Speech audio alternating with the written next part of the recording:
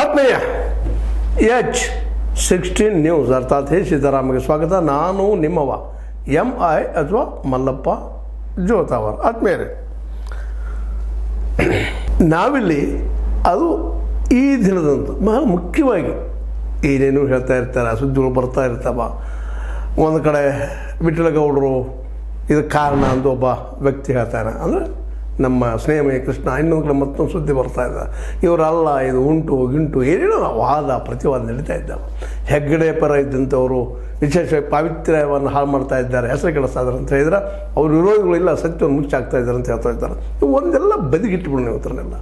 ಯಾಕಂದರೆ ಇದರಲ್ಲಿ ಯಾವ ಮಾತುಗಳು ಎಷ್ಟು ಮೇಲೆ ಸತ್ಯ ಸುಳ್ಳು ಅನ್ನೋದು ಇವತ್ತು ವಾಸ್ತವವಾಗಿ ನಾವು ನೋಡಬೇಕಾಗಿದೆ. ಅದರಲ್ಲೂ ಉತ್ತರ ಬಂಗ್ಲೆ ಗುಡ್ಡದಲ್ಲಿ ಸಿಗುವಂಥ ಸಾಧ್ಯತೆಗಳು ಕಾಣ್ತಾ ಇದ್ದಾವೆ. ಬಂಗ್ಲೆ ಗುಡ್ಡ, ಆ ಗುಡ್ಡದಲ್ಲಿ ಈಗಾಗಲೇ ಅನೇಕ ಶವಗಳ ಒಂದು ಮೂಳೆಗಳು ಸಿಗ್ತಾ ಇದ್ದಾವೆ, ಮಾಡ್ತಾ ಇದ್ದಾವೆ. ಈಗಾಗಲೇ SIT ಈ ವಿಷಯದಲ್ಲೇ ಗದಬಡಿಸಿ ಹೋಗಿಬಿಟ್ಟದು. ಯಾಕಂದ್ರೆ ಇಲ್ಲಿ ಅನಾಮಧೇಯ ಶವಗಳು 400ಕ್ಕೂ ಹೆಚ್ಚು ಅನ್ನುವಂಥ ಮಾತುಗಳು ಸ್ವತಃ ಕಂಡಂತಹ SITಗೆ ಅನ್ನಿಸ್ತಾ ಇದೆ. ಹೀಗಾಗಿ ಇನ್ನೊಂದು ಮಗ್ಗಲಿನ ತನಿಖೆಯಲ್ಲಿ ಆರಂಭ ಆಗಿದೆ ಅಂತ. ಇವತ್ತು ಸೌಜನ್ಯ ಮತ್ತು ಅದ್ರ ಜೊತೆಗೆ ಬದ್ಮಲತಾ ಆಗಿರ್ಬೋದು, ಜೊತೆಗೆ ನಮ್ಮ ವೇದವಲ್ಲಿಯವರಾಗಿರ್ಬೋದು, ಇಂಥವರೆಲ್ಲ ಅನೇಕ ಪಾಪ ಗಡಿಸಿ ಹೋಗಿದ್ದಾವೆ. ಜೊತೆಗೆ ನಮ್ಮ ಯಮುನಾ ಮತ್ತು ಜೊತೆಗೆ ಅವರನ್ನ ನಾರಾಯಣರದಾಗಿರ್ಬೋದು, ಇವೆಲ್ಲನೂ ಚಿಕ್ಕ ಏನೋಪ್ಪ ಅನ್ನುವಷ್ಟು ಮಟ್ಟಿಗೆ. ಯಾಕೆಂದರೆ ಎಲ್ಲಿಗೂ ಇವು 400 ಶವಗಳು, ಅನಾಮಧೇಯ ಶವಗಳು. ಅವುಗಳನ್ನ ಯಾವ ರೀತಿ ತಂದಿದ್ದಾರಪ್ಪ ಅಂದ್ರೆ ಸ್ವತಃ SITಗೆ ಗಾಬರಿಯಾಗಿ SIT ಒಳಗಡೆ ದಾಖಲೆ ಮಾಡಿ ಅಂತ ಹೇಳ್ತಾ ಇದ್ದಾರೆ, ರಿಪೋರ್ಟ್ ಬರ್ತಾ ಇದ್ದಾವೆ. ಇದೇನಿಲ್ಲ ರಣಾಂಗಣನ ಯುದ್ಧದ ಭೂಮಿನ ಅನ್ನುವಂಥದ್ದು. ಆ ಪ್ರಮಾಣದಲ್ಲಿ ಅಲ್ಲೇ ಈ ಮೂಳೆಗಳು ಸಿಗ್ತಾ ಇದ್ದಾವೆ ಅನ್ನುವಂಥ ಮಾತುಗಳು ಕೇಳಿ ಬರ್ತಾ ಇದ್ದಾವೆ. ಅನೇಕ ವಿಶ್ಲೇಷಣೆ ನಡೀತಾ ಇದ್ದಾವೆ. ಈಗಾಗಲೇ FSRಗೆ ಹೋದ್ರೆಲ್ಲ ಕಳಿಸಿದ್ದಾರೆ ಕೂಡ. ಈಗ ಸಿಕ್ಕಿದ್ದಂತ ಸುಳ್ಳಲ್ಲ, ಬಂಗ್ಲೆಗೂಡಲ್ಲಿ ಸಿಕ್ಕಿದವಂತ ಅತ್ಯಂತ ಸ್ಪಷ್ಟವಾಗಿ ಹೇಳ್ತಾ ಇದ್ದಾರೆ. ಹೀಗಾಗಿ ಹೊಸ ರೀತಿಯ ಒಂದು ಏನಪ್ಪ ಅಂತಂದ್ರೆ ಎನ್ಕ್ವೈರಿ ತನಿಖೆ SIT ಶುರುವಾಗಿದೆ. ಅದಕ್ಕಿಂತಲೂ ಮುಖ್ಯವಾಗಿ SITಗೆ ಇವತ್ತು ಆ ಬೆಳ್ತಂಗಡಿಯ ಸ್ಥಾನಮಾನ, ಧರ್ಮಸ್ಥಳದ ಪೊಲೀಸ್ ಸ್ಟೇಷನ್ ಸ್ಥಾನಮಾನ ಸಿಕ್ಕಿದ್ರಿಂದಾಗೆ ಅಲ್ಲಿ ಇದುಕೊಂಡು ಮಾಡುವಂಥ ಕೆಲಸ, ಅದೇ ಫೈನಲಾಗಿ ರೆಡಿ ಮಾಡ್ಕೊಂಡು ಕೋರ್ಟಿಗೆ ಸಬ್ಮಿಟ್ ಮಾಡುವಂಥ ಕೆಲಸ, ಯಾಕೆ ಅವ್ರು ವರದಿ ಕೊಟ್ಟು ಓಡಿ ಹೋಗುವಂಥದ್ದಲ್ಲ. ಇದನ್ನೆಲ್ಲ ಇಲ್ಲಿ ಗಮನಿಸಬೇಕಾಗಿದೆ. ಈ ಎಲ್ಲ ನೆಲೆಗಟ್ಟಿನಲ್ಲೇ ಇವತ್ತು ಈ ಧರ್ಮಸ್ಥಳ ನಿಶ್ಚಿತವಾಗಿಯೂ ಇದು ಪವಿತ್ರನೋ ಅಪವಿತ್ರನೋ ಬೇಕಾಗಿಲ್ಲ, ಅದ್ರ ಚರ್ಚೆನೂ ಇಲ್ಲ, ಅವಶ್ಯಕತೆ ಇಲ್ಲ. ಆ BJPಗಿರಿ ಏನೋ ಮಾಡ್ತಾರೆ ಮಾಡಲಿ, ಅದಕ್ಕೆ ಕಾಂಗ್ರೆಸ್ಗಿರಿ ಉತ್ತರ ಕೊಡ್ತಾರೆ ಕೊಡಲಿ. ಅದ್ರ ಒಂದು ಕೆಲಸವನ್ನು ನಮ್ಮ ಸಿದ್ದರಾಮಯ್ಯವರು ಒಳ್ಳೆ ಕೆಲಸ ಮಾಡಿದ್ದೇನಪ್ಪ ಅಂತಂದ್ರೆ ಇದನ್ನು ಪೂರ್ಣ ಪ್ರಮಾಣದ ತನಿಖೆಗೆ ಹೆಚ್ಚಿದ್ದು, SIT ಕೈಯಲ್ಲಿ ಅಧಿಕಾರ ಕೊಟ್ಟಿದ್ದು ಅಂತಾನೆ. ಇನ್ನು NIAಗೆ ಹೋಗಬೇಕು, ಅಲ್ಲಿ ಹೋಗಿ ಇವೆಲ್ಲ ಕೇಳ್ತಾ ಇದ್ದಾರೆ BJPಗರು.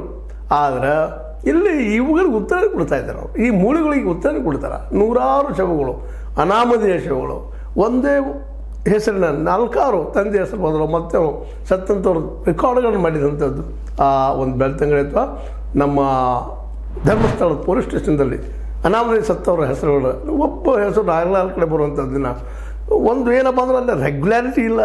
ಮತ್ತು ಕೆಲವು ಶವಗಳನ್ನು ಸುಟ್ಟಿದ್ದಾರೆ ಅನ್ನೋದಂಥದ್ದು. ಯಾಕೆ ಸುಟ್ಟರು ಅನ್ನುವಂಥದ್ದು ಇವತ್ತು ಆ ಪ್ರಶ್ನೆ ಅಲ್ಲ.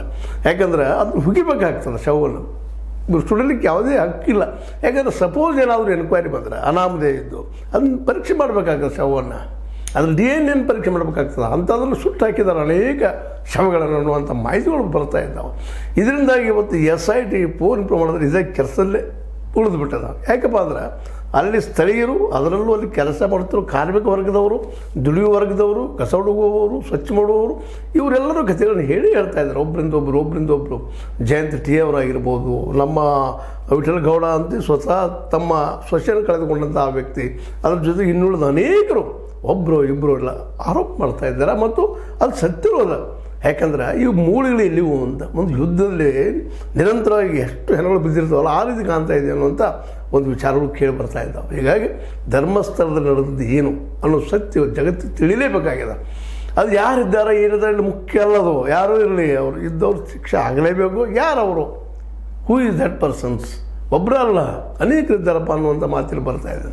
ಸ್ವತಂತ್ರವಾದ ಮೀಡಿಯಾಗೆ ಬೇಕಾಗಿರುವುದು ಸ್ವತಂತ್ರ ಧ್ವನಿ. ಆ ಸ್ವತಂತ್ರ ಧ್ವನಿ ಉಳಿಸಲು ನೀವು ಮಾಡಬೇಕಾದದ್ದು ಇಷ್ಟೇ. ಅದೇನಪ್ಪಾ ಅಂತಂತಂದ್ರೆ ನಿಮ್ಮ ಕೈಲಾದಷ್ಟು ಸಹಾಯ ಈ ಚಾನಲ್ಗೆ ಮಾಡಿ ಹಾಗೂ ನಿಮ್ಮ ಧ್ವನಿಯನ್ನು ಕಾಪಾಡಿಕೊಳ್ಳಿ.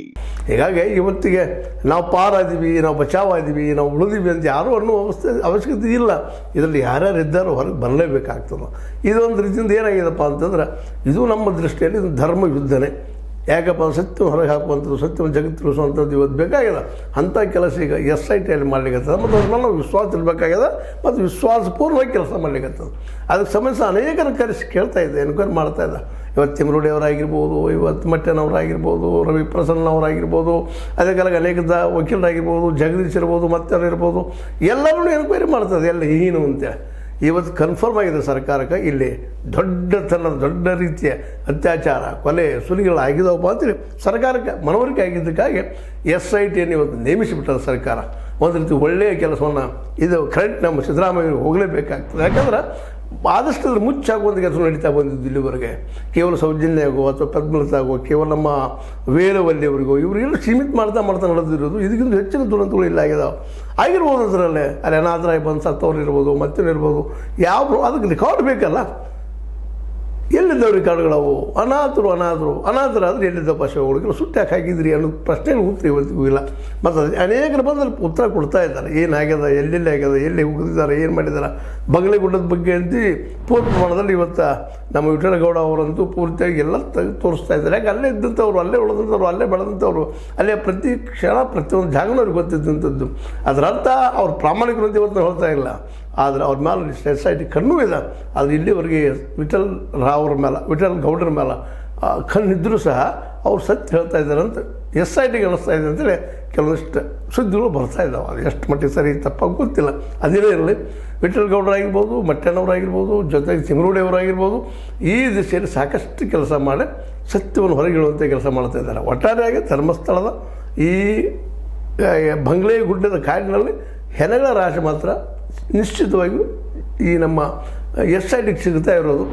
SITಗೆ ಹೊಸ ತನಿಖೆ ಮಾಡೋದಕ್ಕೆ ಇನ್ನಷ್ಟು ಉತ್ಸಾಹ ಬರುವಂಥದ್ದು. ಈಗಾಗಲೇ FSL ರಿಪೋರ್ಟ್ ಕಳಿಸಿದ್ದಾರೆ, ಅದನ್ನು ಚೆಕ್ ಮಾಡುವಂಥದ್ದು ಏನಪ್ಪ ಅಂತ ಅಲ್ಲಿ ಮಣ್ಣನ್ನು ಸಹಿತ ಕಳಿಸಿದ್ದಾರೆ. ಯಾಕಂದರೆ ಆ ಮೂಳೆಗಳು ಕರಿಗೆ ಹೋಗ್ತಾ ಇರ್ತಾವೆ, ಹೊಳೆ ಮೇಲೆ ಬರುವಂಥ ನೇತ್ರಾವತಿ ನದಿ, ಇವೆಲ್ಲ ಕಾರಣಕ್ಕಾಗಿ ಅದರಲ್ಲೂ 15-20 ವರ್ಷ ನಡೆದುಕೊಂಡು ಬಂದಂಥ ಈ ಒಂದು ಏನಪ್ಪ ಹತ್ಯೆಗಳ ಪರಂಪರೆ ಏನದಲ್ಲ, ಅವುಗಳೆಲ್ಲ ಇವತ್ತು ಸಿಗಲೇಬೇಕಂತ ಅಂದರೆ ಕರಗಿದ್ರು ಸಹ ಆ ನೀರಿನ ಮಣ್ಣಲ್ಲಿ ಇರಲೇಬೇಕಂತ ಸ್ಥಿತಿ ಅದ. ಆ FSL ವರದಿಗೂ ಸಹ ದಾರಿ ನೋಡ್ತಾ ಇದ್ದಾರೆ. ಅದು ಇಷ್ಟರಲ್ಲೇ ಬರೋ ಸಾಧ್ಯತೆಗಳು ಇದ್ದಾವೆ. ಯಾಕಂತಂದ್ರೆ ಅದೇ ಕೆಲವೊಂದಿಷ್ಟು ಯೂಟ್ಯೂಬ್ಗಳನ್ನ ಸಹಿತ ತಗೊಳ್ತಾ ಇದ್ದಾರೆ, ಎನ್ಕ್ವೈರಿ ಮಾಡ್ತಾ ಇದ್ದಾರೆ. ಇವತ್ತು ಈ ಒಂದು ಏನಾದರೂ ಇವತ್ತಿನ ಈ ಒಂದು ಮೂಳೆಗಳ ಪ್ರಕರಣ ಆಗಿರ್ಬೋದು, ಬುರುಡೆಗಳ ಪ್ರಕರಣ ಆಗಿರ್ಬೋದು, ಸೌಜನ್ಯ ಪ್ರಕರಣ ಆಗಿರ್ಬೋದು, ಅಥವಾ ಪದ್ಮಲತಾ ಪ್ರಕರಣ ಆಗಿರ್ಬೋದು, ಜೊತೆಗೆ ನಮ್ಮ ಯಮುನಾ ಅವರು ಮತ್ತು ನಾರಾಯಣ ಮಾವುತರದಾಗಿರ್ಬೋದು, ಇನ್ನುಳಿದ ಭೂಮಿಯನ್ನು ಕಳೆದುಕೊಂಡಂಥ ಅನೇಕ ಕಾಡಿನ ಭೂಮಿಯನ್ನು ಕಳೆದುಕೊಂಡಂಥ ಅನೇಕ ಜನರ ಒಂದು ಏನಪ್ಪ ಅಂತಂದ್ರೆ ಇವತ್ತು ಎನ್ಕ್ವೈರಿ ಆಗ್ತಾ ಇರೋದು. SIT ನಿಧಾನಕ್ಕೆ ತನ್ನೊಳಗೆ ಅವತ್ತೆಲ್ಲ ತೆಗೆದುಕೊಂಡು ಹೋಗೋದನ್ನು ನೋಡಿದಾಗ ಆರಂಭದಲ್ಲಿ ಏನೋ ಇದು ಸೌಜನ್ಯ ತಗೊಳ್ಳೋದಿಲ್ಲ ಕೇಸ, ಮತ್ತೊಂದು ತಗೊಳ್ಳೋದಿಲ್ಲ, ಪದ್ಮಲತಾ ಮುಗಿದು ಹೋಗ್ಬಿಟ್ಟಂತ ಹೇಳ್ತಾ ಇರುತ್ತಂಥ SIT ಇವತ್ತು ಅವುಗಳನ್ನು ಸಹಿತ ತನಿಖೆಗೆ ತಗೊಳ್ಳುವಂಥ ಒಂದು ವಿಚಾರಕ್ಕೆ ನಿರ್ಣಯಕ್ಕೆ ಬಂದಿದ್ದನ್ನು ಗಮನಿಸಿದರೆ ಧರ್ಮಸ್ಥಳದ ಈ ಒಂದು ಮೇಲಿನ ಅಧರ್ಮೀಯರನ್ನು ಹಿಡಿಯುವಂಥ ಕಾರ್ಯ SIT ನಿಶ್ಚಿತವಾಗಿಯೂ ಒಂದು ಹಂತಕ್ಕೆ ತಂದು ನಿಲ್ಲಿಸದ.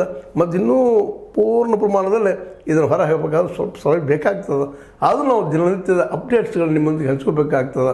ಯಾಕಂತಂದ್ರೆ ಈ ಏನು ಅನ್ಐಡೆಂಟಿಫೈಡ್ ಗುರುತಿಸಲಾರದ ಏನು ಶವಗಳಿದ್ದಾವೆ ಅವುಗಳನ್ನು ನೀವು ರೆಕಾರ್ಡ್ ಮಾಡಿ ಅವ್ರು ಯಾರು ಏನೋದು ಯಾಕೆ ಇರಲಿಲ್ಲ ಅನ್ನುವಲ್ಲಿ ಪಂಚಾಯತಿ ಸಹಿತ ಇವತ್ತು ಪ್ರಶ್ನೆ ಮಾಡುವಂಥ, ಅಲ್ಲಿ ಸುತ್ತಮುತ್ತ ಧರ್ಮಸ್ಥಳದ ಆ ಕ್ಷೇತ್ರದಲ್ಲಿ ಬರುತ್ತಿರುವಂಥ ಈ ಒಂದು ಈಗ ಹೇಳಿದ ಪಂಚಾಯತಿ ಆಗಿರ್ಬೋದು, ಅಲ್ಲಿಯ ರೆಕಾರ್ಡ್ಸ್ ಮಾಡುವಂಥ ಒಂದು ಸಂಘಟನೆಗಳ ಇದು ನಮ್ಮ ಸಂಸ್ಥೆಗಳಾಗಿರ್ಬೋದು, ಅವುಗಳ ಎಲ್ಲನೂ ಇವತ್ತು ಎನ್ಕ್ವೈರಿ ಮಾಡೋದ್ರಿಂದಾಗೆ ಜೊತೆಗೆ ಎಲ್ಲ ನಮ್ಗೆ ಏನು ಅನ್ಯಾಯ ಅಂತ ಹೇಳುವಂಥವ್ರು.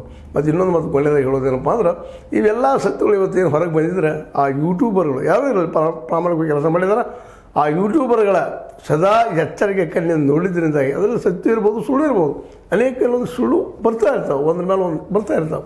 ಒಂದು ಸಣ್ಣ ಸತ್ಯದ ಜೊತೆಗೆ ಸುಳ್ಳುಗಳನ್ನ ಹೆಣೆಯುವಂಥ ಯೂಟ್ಯೂಬರ್ಗಳು ಇದ್ದಾರೆ, ಇಲ್ಲಂತಲ್ಲ. ಆದರೆ ಸತ್ಯ ನಡೆದೇನು ಸುಳ್ಳಲ್ಲ ಅನ್ನೋದು ಈಗಾಗಲೇ ಖಚಿತ ಆಗ್ಯದ. ಆ ದಿಶೆಯಲ್ಲೇ ಇನ್ನೂ ಏನು ಡೆವಲಪ್ ಆಗ್ತದೆ ನೋಡೋಣ ಅಂತ ಹೇಳ್ತಾ, ಇದು ನಿಮಗೆ ಲೈಕ್ ಆಗಿರ್ಬೋದು. ಲೈಕ್ ಮಾಡಿ, ಶೇರ್ ಮಾಡಿ, ಕಮೆಂಟ್ ಮಾಡಿ, ಜೊತೆಗೆ ಸಬ್ಸ್ಕ್ರೈಬ್ ಮಾಡಿರಿ. H60 ನ್ಯೂಸ್ ಅರ್ಥಾತ್ ಸೀತಾರಾಮ್ ಇದು ಸತ್ಯದ ಕೈಗಡೆ ವಂದನೆಗಳು.